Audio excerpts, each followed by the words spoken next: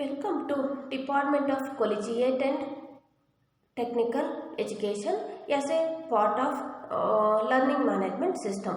Myself is Shruti DP, Selection Grade Lecturer in Commercial Practice, Government Polytechnic for Women, Ramnagar. I welcome to the course Business and Industrial Law for 5th semester CP students. Today I will take session 20. This session 20 related to contract of guarantee. So this session in this session we will cover meaning and definition of contract of guarantee, parties involved in the contract of guarantee, and features of the contract of guarantee. Okay. So learning objective of this session. Objective of this session. The learners should get introduced to the contract of guarantee. ಈ session ಇಂದ ಏನಾಗುತ್ತೆ, ಲರ್ನರಿಗೆ contract of guarantee ಅಂದ್ರೆ ಏನು ಅಂತ full information ಕೊಡೋದೇ ಈ ಸೆಷನ್ನಿನ ಉದ್ದೇಶ ಆಗಿದೆ. So now I will take meaning and definition of contract of guarantee. So first I will tell definition of the contract of guarantee. So section 126 of the Indian Contract Act, it defines a contract of guarantee as a contract to perform the promise or discharge the liability of a third person in case of default. Section 126 of the Indian Contract Act, it defines a contract of guarantee as it is a contract. So it is an agreement which is enforceable by law. So contract of guarantee is an agreement. Agreement to what? Agreement to perform the promise or discharge the liability of a third person in case of default. So ಇಲ್ಲಿ contract of ಗ್ಯಾರಂಟಿಲಿ ಏನು ಹೇಳ್ತೀವಿ ಅಂತಂದರೆ, it is an contract of guarantee ಅನ್ನೋದು it is an contract. ಇಲ್ಲಿ ಏನಂದರೆ ಯಾಕೋಸ್ಕರ ಆ ಕಾಂಟ್ರಾಕ್ಟ್ ಮಾಡ್ಕೋತೀವಿ? To perform the promise or discharge the liability of a third person in case of default. ಸಾಧಾರಣ ನೀವು ಕೇಳಿರ್ತೀರ ಕಾಂಟ್ರಾಕ್ಟ್ ಗ್ಯಾರಂಟಿ ಕೊಡೋದು ಅಥವಾ ಶ್ಯೂರಿಟಿ ಹಾಕೋದು ಅಂತ. ದಟ್ ಮೀನ್ಸ್ ಏನು ಹೇಳ್ತೀವಿ ಅಂತಂದರೆ, ಇಲ್ಲಿ ಒಂದು ವೇಳೆ ಇದು ಥರ್ಡ್ ಪರ್ಸನ್ ಇಲ್ಲಿ 3 ಜನ ಸೇರಿಬಿಟ್ಟು ಒಂದು ಕಾಂಟ್ರಾಕ್ಟ್ ಮಾಡ್ಕೊಂಡಿರ್ತಾರೆ. ಇಲ್ಲಿ ಓಕೆ, ಪ್ರಿನ್ಸಿಪಲ್ ಡೆಟಾರ್ ಅಂತ ಇರ್ತಾನೆ, ಕ್ರೆಡಿಟಾರ್ ಅಂತ ಇರ್ತಾರೆ, ಇನ್ನೊಂದು ಪರ್ಸನ್ ಶ್ಯೂರಿಟಿ ಅಥವಾ ಗ್ಯಾರಂಟರ್ ಅಂತ ಇರ್ತಾನೆ.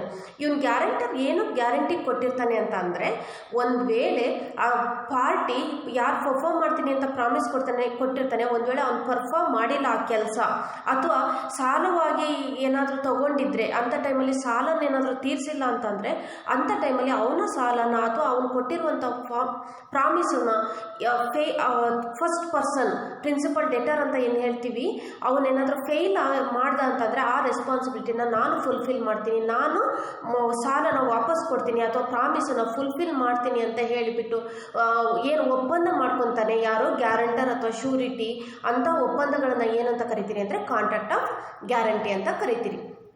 So according to this definition, contract of guarantee is a contract whereby a person known as the guarantor or surety agrees to perform the promise or discharge the debt of another person known as the principal debtor to his creditor in case the debtor or principal debtor fails to perform his promise or discharge his debt.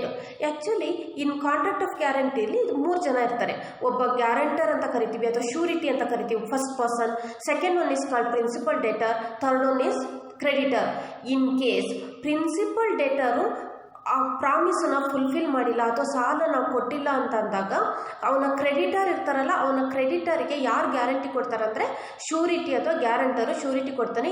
ಏನಕ್ಕೋಸ್ಕರ? ನಾನು ಆ ಪ್ರಾಮಿಸನ್ನ ಅವ್ನು ಮಾಡಿಲ್ಲ ಅಂದರೆ ನಾನು fulfil ಮಾಡ್ತೀನಿ ಅಥವಾ perform ಮಾಡ್ತೀನಿ, ಅಥವಾ ಇನ್ ಕೇಸ್ ಅವನೇನಾದರೂ ಡೆಟ್ ನಾವು ವಾಪಸ್ ಕೊಟ್ಟಿಲ್ಲ ಅಂದರೆ ಅಂಥ ಡಿಫಾಲ್ಟ್ ಕೇಸಲ್ಲಿ ಅಥವಾ ತಪ್ಪಿತಸ್ಥ ಸಿಚುವೇಷನಲ್ಲಿ ನಾನು ಅದನ್ನ ಕೊಡ್ತೀನಿ ಅಂತ ಹೇಳಿ ಒಂದು ಪ್ರಾಮಿಸ್ ಮಾಡುವಂಥ ಅಥವಾ ಒಂದು ಒಪ್ಪಂದ ಮಾಡ್ಕೊಳ್ಳೋದಕ್ಕೆ ಏನಂತೀವಿ ಅಂದರೆ ಕಾಂಟ್ರಾಕ್ಟ್ ಆಫ್ ಗ್ಯಾರಂಟಿ ಅಂತ ಹೇಳ್ತೀವಿ.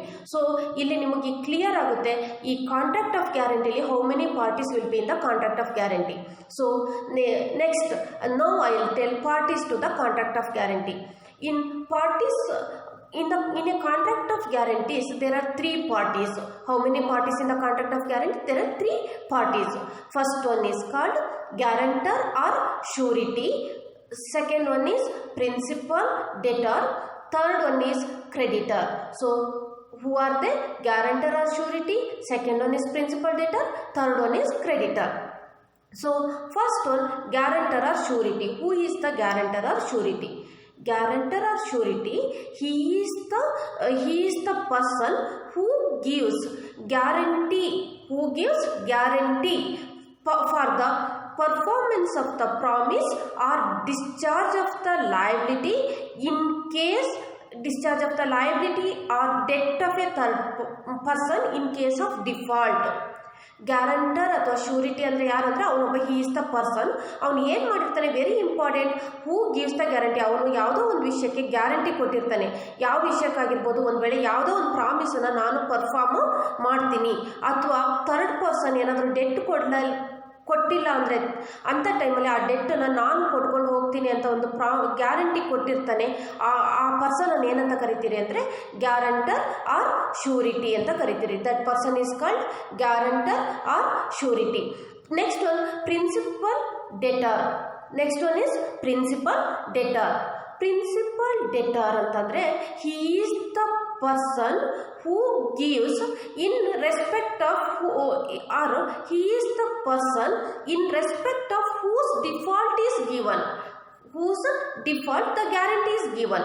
Okay, so principal debtor also he is the person in respect of whose default the guarantee is given.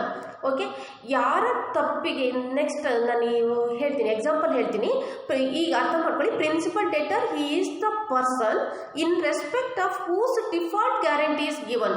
ಈ ಗ್ಯಾರಂಟರ್ ಅಥವಾ ಶ್ಯೂರಿಟಿ ಯಾರು ತಪ್ಪು ಮಾಡಿದ್ರೆ ಅಥವಾ ಪ್ರಾಮಿಸನ್ನು ಪರ್ಫಾರ್ಮ್ ಮಾಡಿಲ್ಲ ಅಂದರೆ ನಾನು ಫುಲ್ಫಿಲ್ ಮಾಡಿರ್ತೀನಿ ಅಂತ ಹೇಳ್ತಾನಲ್ಲ, ಯಾರು ತಪ್ಪು ಮಾಡಿದ್ರೆ ಅಂತ ಹೇಳ್ತೀವಲ್ಲ, that person is called principal deter.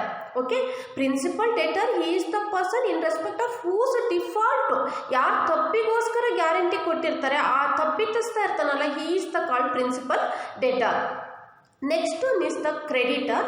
Creditor he is the person to whom the guarantee is given. ಯಾರಿಗೆ ನಾವು ಗ್ಯಾರಂಟಿ ಕೊಟ್ಟಿರ್ತೀವಿ ಅವನನ್ನು ಏನಂತ ಕರಿತೀರಿ? ಕ್ರೆಡಿಟರ್ ಅಂತ ಕರಿತೀರ. Creditor is the person to whom the guarantee is given. Okay, ನಾವು ಒಂದು ಎಕ್ಸಾಂಪಲ್ ಹೇಳ್ತೀನಿ. A and B, two persons are there. A is the seller, B is the purchaser. Okay, who is the seller? A is the seller, B is the purchaser. B requests or purchaser requests to A sell the goods on credit. So B ಏನು ಮಾಡ್ತಾನೆ, ನಾನೊಂದು ವಸ್ತುನ ತಗೋತೀನಿ, but ನನಗೆ ಇವತ್ತು ಕೊಡೋಕ್ಕೆ ದುಡ್ಡಾಗಲ್ಲ, ಇನ್ನೊಂದು ವಾರ ಕೊಡ್ತೀನಿ, ಸೊ ಕ್ರೆಡಿಟ್ ಆಗಿ ನನಗೆ ಗೂಡ್ಸ್ ಕೊಡಿ ಅಂತ ಹೇಳಿ ಇವನ ಹತ್ರ ರಿಕ್ವೆಸ್ಟ್ ಮಾಡ್ತಾನೆ. That time A is ready to sell the goods on credit, but he asks guarantee of another third person about this credit. ಅಂತ ಟೈಮಲ್ಲಿ ಏನು ಮಾಡ್ತಾನೆ ಅಂದರೆ, ಎ ಇದ್ದವನು ನಾನು ನಿನಗೆ ಸಾಲವಾಗೇನೋ ವಸ್ತು ಮಾರೋಕ್ಕೆ ರೆಡಿ ಇದ್ದೀನಿ, ಬಟ್ ಅಂತ ನನಗೆ ಒಂದು ಗ್ಯಾರಂಟಿ ಕೊಡಿ, ಒಂದು ಥರ್ಡ್ ಪರ್ಸನ್ ಯಾರಾದರೂ ನನಗೆ ಗೊತ್ತಿರೋರಿಂದ. ಆ ಗ್ಯಾರಂಟರ್ ಏನಾಗಿರ್ಬೇಕಂದ್ರೆ ಯೂಶ್ವಲಿ ಕೆಲವೊಂದು ಟೈಮ್ ಎ ಮತ್ತು ಬಿ ಇಬ್ಬರಿಗೂ ಗೊತ್ತಿರ್ತಾರೆ, ಇಲ್ಲ ಅಂತಂದರೆ ಓಕೆ ಥರ್ಡ್ ಪರ್ಸನ್. ಯಾಕಂದರೆ ಏನಾದರೂ ಇವನು ಪ್ರಿನ್ಸಿಪಲ್ ಡೆಟರ್ ಕೊಟ್ಟಿಲ್ಲ ಅಂದರೆ who will be held responsible? Third ಪರ್ಸನ್ನೇ, ಹೂ ಗ್ಯಾರಂಟರ್ ಆರ್ ಶ್ಯೂರಿಟಿ. ಹಾಗಾಗಿ ಥರ್ಡ್ ಪರ್ಸನ್ನಿಂದ ಗ್ಯಾರಂಟಿನ ಕೊಡಿಸಿ ಅಂತ ಹೇಳ್ತಾನೆ. That time B invites C to give the guarantee. ಅಂಥ ಟೈಮಲ್ಲಿ ಇವನು ಏನು ಮಾಡ್ತಾನೆ, ಬಿ ಇದ್ದವನು ಸಿ ಅನ್ನೋ ಒಂದು ಇನ್ನೊಬ್ಬ ವ್ಯಕ್ತಿನ ಗ್ಯಾರಂಟರ್ ಆಗಿ ಅಥವಾ ಶ್ಯೂರಿಟಿ ಆಗಿ ಕರ್ಕೊಬಂದು ಬಿ ಹತ್ರ ಹೇಳಿಸಿ ಏನಂತ ಹೇಳಿಸ್ತಾನೆ, ಒಂದು ವೇಳೆ ಎ ಹತ್ರ ಹೇಳ್ತಾನೆ, ಸಿ ಹೇಳ್ತಾನೆ, ಒಂದು ಇನ್ ಕೇಸ್ ಬಿ ಏನಾದರೂ ಆ ಸಾಲನ ಕೊಟ್ಟಿಲ್ಲ ಅಂದರೆ ಅಥವಾ ಸಾಲವಾಗಿ ತೊಗೊಂಡಿರೋದ್ರ ದುಡ್ಡು ಕೊಟ್ಟಿಲ್ಲ ಅಂತಂದರೆ ಆ 100 ನಾನು ಕೊಡ್ತೀನಿ ಅಂತ ಹೇಳಿಬಿಟ್ಟು ಒಂದು ಸೈನ್ ಮಾಡ್ತಾನೆ. Always oral or return, but it is better to be return. ಆ ರೀತಿ ಶ್ಯೂರಿಟಿ ಕೊಡ್ತಾನೆ. ಇಂಥ ಒಂದು ವ್ಯವಹಾರನ ಏನಂತ ಕರಿತೀವಿ, ಅದು ಒಪ್ಪಂದನ ಏನಂತ ಕರಿತೀವಿ ಅಂದರೆ contract of guarantee. Here who is the guarantor or surety? Who the person C is the guarantor or surety. Who is the principal debtor? ಯಾರು ಸಾಲವಾಗಿ ತಗೊಂಡಿರ್ತಾನೆ that person is the principal debtor. ಯಾರು ಹೇಳಿ ಇಲ್ಲಿ? B is the principal debtor. Who is the creditor here? A is the creditor. Okay, so there are 3 parties involved in the contract of guarantee. Next concept, features of contract of guarantee. Contract of guarantee ಅಂತ ಕರಿಬೇಕಂದ್ರೆ ಅದರಲ್ಲಿ what are all features it should be involved in the contract of guarantee. Okay, so first feature is there must be 3 parties in a contract of guarantees, how many parties? There must be 3 parties. Who are they? Guarantor or surety, the principal debtor and the creditor. Second features of contract of guarantees, it requires the consent of all the 3 parties. To call a contract of guarantees, there must be 3 parties, but all the 3 parties must give consent of all the three parties. It requires the consent of all the 3 parties. ಇಲ್ಲಿ 3 ಜನ ಇರ್ತಾರೆ ಸರಿ, 3 ಜನನು ಆ contract ಮಾಡಬೇಕಾದ್ರೆ 3 ಜನಕ್ಕೂ interest ಅಥವಾ ಒಪ್ಪಿಗೆ ಇರಬೇಕು. ಗ್ಯಾರಂಟರ್ ಅಥವಾ ಶ್ಯೂರಿಟಿ ಕೊಡಲಿಕ್ಕೆ ಒಪ್ಪಿಗೆ ಇದ್ದು ಶ್ಯೂರಿಟಿ ಕೊಟ್ಟರೆ ಮಾತ್ರ ಇದನ್ನ ಕಾಂಟ್ರಾಕ್ಟ್ ಆಫ್ ಗ್ಯಾರಂಟಿ ಅಂತ ಕರಿತೀವಿ. That is one of the feature. Next third one, there are 3 contracts. Actually ಮೇಲ್ನೋಟಕ್ಕೆ ಇಲ್ಲಿ ನಾವು ಕಾಂಟ್ರಾಕ್ಟ್ ಆಫ್ ಗ್ಯಾರಂಟಿ ಅಂತ ಮಾತ್ರ ಹೇಳ್ತೀವಿ. ಆ ಕಾಂಟ್ರಾಕ್ಟ್ ಆಫ್ ಗ್ಯಾರಂಟಿ ಇದರಲ್ಲಿ 3 ಅದ್ರ ಒಳಗೆ ಒಳ ಒಪ್ಪಂದ 3 ಇರುತ್ತೆ. Okay, there are 3 contracts. First contract, primary contract. First contract, it is between who and who? Between the principal debtor and the creditor. Correct.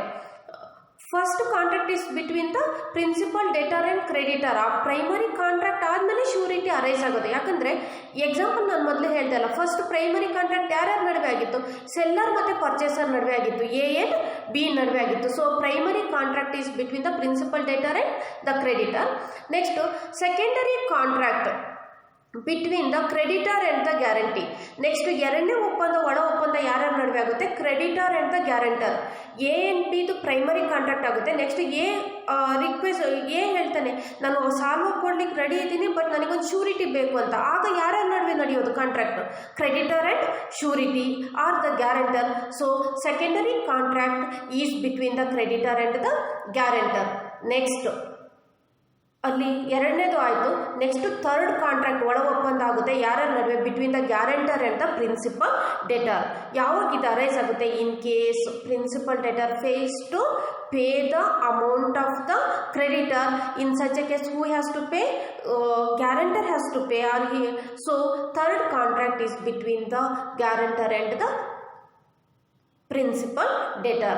So third feature is there are 3 contracts: primary contract, secondary contract and third contract. Next feature is it must be supported by lawful consideration. This contract of guarantee must be supported by lawful consideration. Already know what do you mean by consideration? Consideration means mutual benefit. So here there should be a benefit to all the parties. That benefit should be lawful. ಆ mutual benefit ಏನಿರುತ್ತೆ, ಎಲ್ಲರಿಗೂ ಇದರಿಂದ ಉಪಯೋಗ ಇರುತ್ತೆ. ಆ ಉಪಯೋಗ ಅಥವಾ benefit ಅನ್ನೋದು ಏನಾಗಿರಬೇಕು? ಲಾಫುಲ್ ಆಗಿ ಇರಬೇಕು. ಏನು ಇಲ್ಲಿಗಲ್ಲು ಬೆನಿಫಿಟ್ ಆಗಿರಬಾರ್ದು. Next one, fifth one, liability of the surety is contingent. That means the guarantor is liable only on the default of the principal debtor. Here liability of the ಶ್ಯೂರಿಟಿಯ ಜವಾಬ್ದಾರಿ ಏನಾಗಿರುತ್ತೆ ಅಂದರೆ it is a contingent ಅಂದರೆ ಏನು? That means guarantor ಯಾವಾಗ liable ಆಗ್ತಾನೆ? Principal debtor in case ಅವನೇನಾದರೂ repay ಮಾಡಲಿಲ್ಲ ಅಥವಾ ಆ ಪ್ರಾಮಿಸ್ ಫುಲ್ಫಿಲ್ ಮಾಡಿಲ್ಲ ಅಂತ ಕೇಸ್ನಲ್ಲಿ ಮಾತ್ರ ಥರ್ಡ್ ಕಾಂಟ್ರಾಕ್ಟ್ ಅರೈಸ್ ಆಗುತ್ತೆ. ಒಳ ಒಪ್ಪಂದ ಥರ್ಡ್. ಗ್ಯಾರಂಟರ್ ಮತ್ತು ಯಾರ್ಯಾರು ಪ್ರಿನ್ಸಿಪಲ್ ಡೆಟರ್ ನಡುವೆ ನೀನು ಕೊಟ್ಟಿಲ್ಲ ಅಂದರೆ ನಾನು ಕೊಡ್ತೀನಿ ಅಂತ ಒಂದು ಕಾಂಟ್ರಾಕ್ಟ್ ಇತ್ತಲ್ಲ, ಅದು ಯಾವಾಗ ಅರೈಸ್ ಆಗುತ್ತೆ ಅಂದರೆ ಪ್ರಿನ್ಸಿಪಲ್ ಡೆಟರ್ ಫೇಲ್ ಆದ ಪರ್ಫಾರ್ಮ್ ಮಾಡಲಿಕ್ಕೆ ಅವನ ಪ್ರಾಮಿಸ್ ಅಥವಾ ಡಿಸ್ಚಾರ್ಜಸ್ ಡೆಟ್ ಅಂದಾಗ in such a case it guarantor liability arises. So liability of the surety is contingent. Next one, liability of surety arises immediately on the default of the principal debtor. Liability of the ಶ್ಯೂರಿಟಿಯ ಜವಾಬ್ದಾರಿ when it arises immediately on the default of the principal debtor ಕೊಟ್ಟೇ ಇಲ್ಲ, ಅವ್ನ ಪ್ರಾಮಿಸನ್ನು fulfil ಮಾಡ್ತಿಲ್ಲ ಅಂತ ಅಂದಾಗ ಅಥವಾ ಡೆಟ್ಟನ್ನು ವಾಪಸ್ ಕೊಟ್ಟಿಲ್ಲ ಅಂದಾಗ ಇಮಿಡಿಯೇಟಾಗಿ ಯಾರಿಗೆ ಆ ಲಯಬಿಲಿಟಿ ಹ್ಯಾಂಡ್ ಓವರ್ ಆಗುತ್ತೆ? ಅದು ಯಾರಿಗಾಗುತ್ತೆ? ಶ್ಯೂರಿಟಿ. ಯಾಕಂದರೆ ಕ್ರೆಡಿಟರ್ ಯಾರನ್ನ ಕೇಳ್ತಾನೆ? ಪ್ರಿನ್ಸಿಪಲ್ ಡೆಟರ್ ಹತ್ರ ಒಂದು 10 ಸರಿ ಕೇಳ್ತಾನೆ, ಕೊಡಲಿಲ್ಲ ಅಂದ ತಕ್ಷಣ ಅವ್ನು ನೆಕ್ಸ್ಟ್ ಯಾರನ್ನ ಕೇಳ್ತಾನೆ? ಪ್ರಿನ್ಸಿಪಲ್ ಡೆಟರ್ನ ಬಿಟ್ಟಾಗ್ತಾನೆ. ಯಾರು ಗ್ಯಾರಂಟರ್ ಅಥವಾ ಶ್ಯೂರಿಟರ್ ಕೊಟ್ಟಿರ್ತಾರೆ ಅವ್ರ ಮೇಲೆ ಆ ರೆಸ್ಪಾನ್ಸಿಬಿಲಿಟಿ ಹೋಗುತ್ತೆ ಅಥವಾ ಆ ಲಯಬಿಲಿಟಿ ಹೋಗುತ್ತೆ. So liability of the surety arises immediately on the default of the principal debtor. Next one, liability may be present or future. ಆ ಲಯಬಿಲಿಟಿ ಏನಾಗುತ್ತೆ, that may be present or future. ಕೆಲವೊಂದು time ಏನಾಗುತ್ತೆ ಅಂದರೆ liability ಆ ಕ್ಷಣದಲ್ಲೇ perform ಮಾಡಬೇಕಾಗಿರುತ್ತೆ, ಇನ್ನು ಇಲ್ಲ ಅಂತಂದರೆ ಕೆಲವೊಂದು ಟೈಮ್ ಫ್ಯೂಚರ್ ಟೈಮಲ್ಲೂ ಹೋಗುತ್ತೆ. ಎಕ್ಸಾಂಪಲು, ಯಾರಿಗೋ ನಾವು ಲೋನ್ ತಗೊಳ್ಳಿಕ್ಕೆ ಶ್ಯೂರಿಟಿ ಹಾಕಿರ್ತೀವಿ ಅಂತ ಇಟ್ಕೊಳ್ಳಿ. ಆ ಲೋನ್ ತಗೊಳ್ಳೋಕ್ಕೆ ಆ್ಯಸ್ ಎ ಫ್ರೆಂಡ್ಶಿಪ್ ಮೇಲೆ ನಾವು ಶ್ಯೂರಿಟಿ ಹಾಕಿರ್ತೀವಿ, ನಮಗೆ ಕಂಪ್ಲೀಟಾಗಿ ಮರ್ತೋಗಿರುತ್ತೆ ನಾವು ಶ್ಯೂರಿಟಿ ಹಾಕಿರೋದು. ಯಾಕಂದರೆ ಅವ್ರು ನಮ್ಮ ಬೆಸ್ಟ್ ಫ್ರೆಂಡ್ ಆಗಿರ್ತಾರೆ, ಶ್ಯೂರಿಟಿ ಹಾಕಿರ್ತೀವಿ. Okay, in future day in case ಅವ್ರದ್ದೇನಾದರೂ ಆ ಫ್ರೆಂಡ್ದು ಮರಣ ಆಗುತ್ತೆ ಅಂತ ಇಟ್ಕೊಳ್ಳಿ, ಸತ್ತೋಗ್ತಾರೆ ಅಂತ ಇಟ್ಕೊಳ್ಳಿ, ನಮಗೆ ಶ್ಯೂರಿಟಿ ಹಾಕಿರೋದೇ ಮರ್ತೋಗಿರುತ್ತೆ. ಆ ಕೇಸಲ್ಲಿ ಅವರು ಕಂಟಿನ್ಯೂಸ್ ಆಗಿ ಅವ್ರು ಲೋನ್ ಕಟ್ಕೊಂಡು ಹೋಗ್ತಾ ಇರ್ತಾರೆ, ಇನ್ನೊಂದು ಸ್ವಲ್ಪ ಬ್ಯಾಂಕಲ್ಲಿ ಲೋನ್ ಇರುತ್ತೆ, ಅಂಥ ಟೈಮಲ್ಲಿ ಮರಣ ಆಗುತ್ತೆ ಅಂತಂದಾಗ ನಮಗೆ ಯಾವಾಗ ಲಯಬಿಲಿಟಿ ಅರೈಸ್ ಆಗುತ್ತೆ ಅಂದರೆ ಅವ್ರದ್ದು ಯಾವಾಗ ಡೆತ್ ಆಗುತ್ತೆ. Next in such a case ನಮ್ಮನ್ನು ಬ್ಯಾಂಕ್ ಯಾರನ್ನ ಕೇಳುತ್ತೆ ಅಂದರೆ ಗ್ಯಾರಂಟರ್ನ ಅಥವಾ ಶ್ಯೂರಿಟಿ ಅವ್ರನ್ನ ಆ ಲೋನನ್ನು ರೀಪೇ ಮಾಡಿ ಅಂತ ಹೇಳ್ತೀವಿ. ಸೊ ಆ ಲಯಬಿಲಿಟಿ ಪ್ರೆಸೆಂಟ್ ಆದರೂ ಆಗಿರ್ಬೋದು ಅಥವಾ ಫ್ಯೂಚರ್ ಟೈಮಲ್ಲಾದರೂ ಆಗಿರ್ಬೋದು. Okay, next future is for a valid contract for a valid guarantee the surety must stand surety at the request of the principal debtor. ಇಲ್ಲಿ ಗ್ಯಾರಂಟಿ ಆ ಗ್ಯಾರಂಟಿ ಅಥವಾ ಶ್ಯೂರಿಟಿ ಏನು ಕೊಟ್ಟಿರ್ತಾರೆ ಅದನ್ನ ವ್ಯಾಲಿಡ್ ಗ್ಯಾರಂಟಿ ಅಂತ ಯಾವಾಗ ಹೇಳ್ತೀವಿ ಅಂತ ಅಂದರೆ, ಪ್ರಿನ್ಸಿಪಲ್ ಡೆಟಾರು ರಿಕ್ವೆಸ್ಟ್ ಮಾಡ್ಕೊತಾನೆ, ನನಗೆ ಈ ವಿಷಯಕ್ಕೆ ಗ್ಯಾರಂಟಿ ಕೊಡು ಅಥವಾ ಶ್ಯೂರಿಟಿ ಕೊಡು ಅಂತ. ಆ ರಿಕ್ವೆಸ್ಟ್ ಮೇಲೆ ಓಕೆ ಅಂತ ಫುಲ್ ಕನ್ಸೆಂಟಿಂದ ಒಪ್ಪಿದರೆ ಮಾತ್ರ ಅದು ವ್ಯಾಲಿಡ್ ಗ್ಯಾರಂಟಿ ಆಗಿರುತ್ತೆ. ಇವನೇ ಪ್ರಿನ್ಸಿಪಲ್ ಡೆಟಾರು ರಿಕ್ವೆಸ್ಟ್ ಮಾಡಿ ಆ ಪರ್ಸನ್ ಥರ್ಡ್ ಪರ್ಸನ್ನು ಶ್ಯೂರಿಟಿ ಕೊಡ್ಲಿಕ್ಕೆ ಒಪ್ಪಿದರೆ ಮಾತ್ರ ವ್ಯಾಲಿಡ್ ಗ್ಯಾರಂಟಿ ಆಗಿರುತ್ತೆ.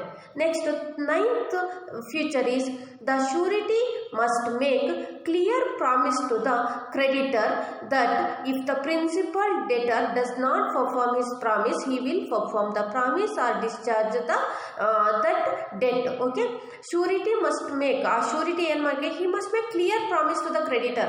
ಅವನು ಕ್ರೆಡಿಟರಿಗೆ ಕ್ಲಿಯರ್ ಪ್ರಾಮಿಸ್ ಮಾಡಿರಬೇಕು. ಏನಂದರೆ in case principal debtor does not perform his promise or if he fails to pay the or discharge the debt, in such a case definitely I will give guarantee to that I will pay that amount ಅಂತ ಅಂದ್ಕೊಂಡು, ಅಥವಾ I will perform that promise ಅಂತ clear ಪ್ರಾಮಿಸನ್ನ ಇವನು surety ಕೊಟ್ಟಿರಬೇಕಾಗುತ್ತೆ.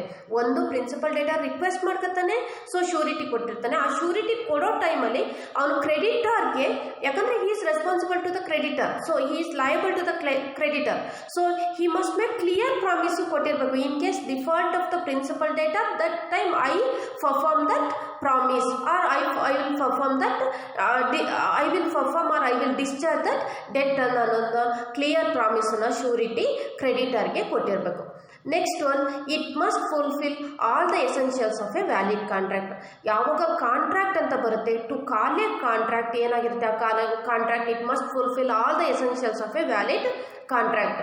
ನಾವು ಹೇಳ್ತೀವಿ contract there must be offer and acceptance, there must be free consent, consideration must be lawful, object must be lawful, and some other essentials are there, no?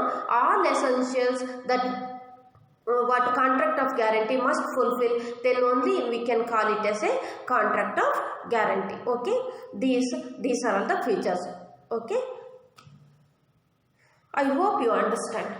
Okay, now I will check through some multiple choice questions. Okay, now my first question is to contract of guarantee defines in the section dash of the Indian Contract Act 1872. Contract of guarantee defines in which section of the Indian Contract Act? Section 120, Section 126, Section 124, Section 122. Which section defines the contract of guarantee? Option B. Option B. Section 126 of the Indian Contract Act of 1872. It defines the contract of guarantee. So answer is option B, Section 126. Second question is, number of parties involved in the contract of guarantee is? How many parties will be in the contract of guarantee? Option A 3, option B 2, option C 4, option D 1. How many parties? Option A 3 parties. Who are they? Guarantor, principal debtor and the creditor. So how many parties? 3 parties. Next question, question number 3. Who is not the party to the contract of guarantee? Who is not the party to the contract of guarantee? Principal debtor, surety, indemnifier, option D, creditor. Who is not the party to the contract of guarantee? Option C, indemnifier. Correct? Principal debtor is the party, surety is the party to the contract of guarantee, creditor is the party to the contract. So, who is not? Indemnifier, because indemnifier it will come under the contract of indemnity. Correct? Already we have discussed that. Next, question number 4. Under contract of guarantee, primary contract is between the creditor and the guarantee. Whether this statement is true or false. What is the question? Under contract of guarantee, primary contract is between the creditor and the guarantor. Whether this statement is true or false? Definitely false, because option B is your answer, because primary contract is always arise between the principal debtor and the creditor. I don't know, purchaser and seller nadve first contract agirbeku. So question number 5. Liability of surety arises immediately on the default of the principal debtor. Agree or disagree? What is the question? Liability of the surety arises immediately on the default of the principal debtor. Whether you agree or disagree? Option A, definitely agree. Okay, that is the question number 5. Okay, answer here I have given. Okay. Outcome of this session outcome or learner's outcome of this session 20 is analyze and understand the contract of guarantee within the legal purview of the Indian Contract Act 1872. ಯಾಕಂದರೆ ನಾವು ಇಲ್ಲೆಲ್ಲ ಅರ್ಥ ಮಾಡ್ಕೊಂಡಿದ್ದೇನೆ ಹೇಳಿ, ಅವ್ರು ಏನೇ guarantee ಅಥವಾ surety ಅಥವಾ principal ಡೇಟರ್ ಅಥವಾ ಕ್ರೆಡಿಟರ್ ಏನೇ ಕೆಲಸ ಮಾಡಿದ್ರು ಯಾವ್ದು ಅಂಡರಲ್ಲಿ ಬಂದಿರುತ್ತೆ, ಇಂಡಿಯನ್ ಕಾಂಟ್ರಾಕ್ಟ್ ಆ್ಯಕ್ಟ್ 1872 ಪರ್ವ್ಯೂ ಒಳಗೆ ಬಂದಿರುತ್ತೆ. ಆ ಬೌಂಡ್ರಿ ಒಳಗೇನೆ ಅವ್ರು ಮಾಡಿದ್ರೆ ಅದನ್ನ ಮಾತ್ರ ಕಾಂಟ್ರಾಕ್ಟ್ ಆಫ್ ಗ್ಯಾರಂಟಿ ಅಂತ ಹೇಳ್ತೀವಿ. That we have discussed. So books of reference: Business Law by N.T. Kapoor, Business Law by Pillai and Bhagwati, Business Law by B.S. Ramanna, Business Law by Reddy and Appanaya. Thank you. Okay. Next I will meet in the next session 21. Okay.